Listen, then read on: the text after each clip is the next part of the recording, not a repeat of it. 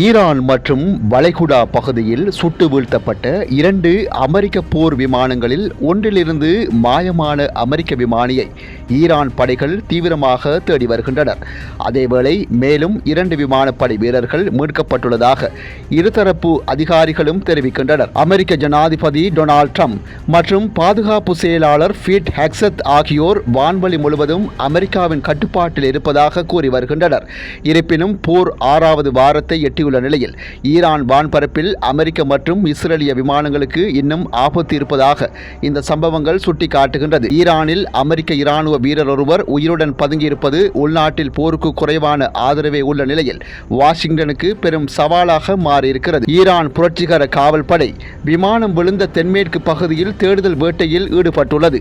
எதிரி படைகளை பிடிப்பவர்களுக்கு அல்லது கொல்பவர்களுக்கு பாராட்டு வழங்கப்படும் என அந்த பிராந்திய ஆளுநர் தெரிவித்துள்ளார். பிப்ரவரி 28 அன்று அமெரிக்க மற்றும் இஸ்ரேல் தாக்குதல்களை தொடங்கியதில் இருந்து வான்வழி தாக்குதல்களால் பாதிக்கப்பட்ட ஈரானியர்கள் விமானம் வீழ்த்தப்பட்டதை கொண்டாடி வருகின்றனர். இந்த யுத்தம் ஆட்சி மாற்றத்திலிருந்து விமானிகளை தேடும் படலமாக குறைந்துவிட்டது என்று ஈரான் நாடாளுமன்ற சபாநாயகர் முகமது பாகர் கலிஃபா எக்ஸ் தளத்தில் பதிவிட்டுள்ளார். மீட்பு பணிகள் குறித்து ட்ரம்ப் வெள்ளை மாளிகையில் இருந்து உடனுக்குடன் தகவலை பெற்று வருவதாக தெரிவிக்கப்படுகிறது. இந்த நிலையில் பாகிஸ்தான் தலைமையில் முன்னெடுக்கப்பட்ட போர் நிறுத்த முயற்சிகள் தோல்வியடைந்துள்ளதாகவும் பேச்சுவார்த்தைக்கு ஈரான் தயாராக இல்லை என்று செய்திகள் வெளியாகியிருக்கின்றது. ஈரானின் உயர்மட்ட தலைவர் அயதுல்லா அலி கமேனி கொல்லப்பட்டதிலிருந்து தொடங்கிய இந்த போரில் இதுவரை ஆயிரக்கணக்கானோர் கொல்லப்பட்டுள்ளனர். அமெரிக்க தரப்பில் 13 வீரர்கள் உயிரிழந்துள்ளனர். 300க்கும் மேற்பட்டோர் காயமடைந்துள்ளனர். பாலங்கள் மற்றும் மின் நிலையங்களை தாக்கும் ட்ரம்பின் எச்சரிக்கை. ஈரான் தனது ட்ரோன்களை மற்றும் ஏவுகணைகளை கொண்டு இஸ்ரேல் மற்றும் அமெரிக்க நட்பு நாடுகளான வளைகுடா நாடுகள் மீது தாக்குதல் நடத்தி வருகிறது. சனிக்கிழமை துபாயில் ஏவுகணை துண்டுகள் கட்டிடங்கள் மீது விழுந்ததில் சேதங்கள் ஏற்பட்டாலும் உயிரிழப்புகள் ஏதும் ஏற்படவில்லை.